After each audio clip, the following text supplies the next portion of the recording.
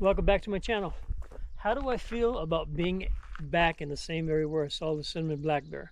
I feel very good. I'm not hiking today because I have a huge hike planned for tomorrow.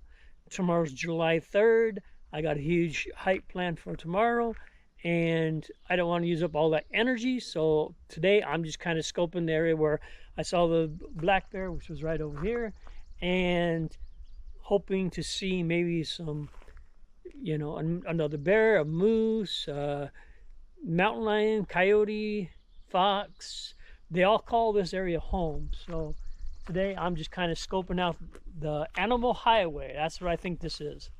I think there's so many trails up here and different turns that I could have a pretty good chance of running into something today. So staying very close to my car.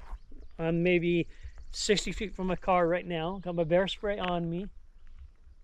And I'm just kind of hoping to see, if even a raccoon would be pretty cool, or a porcupine, or a rabbit, or, or a hawk or an eagle. Something like that would be pretty cool. But I'm not scared to go in the woods. That didn't scare me to go stay away.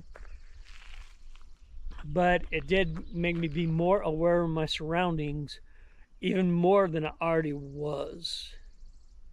I've always been the type of person to be aware of my surroundings, and now I'm even more vigilant now after seeing that bear 150, 200 feet away. If you've not done so, go check out that video. And if you've not done so, go up, like, subscribe, drop a comment.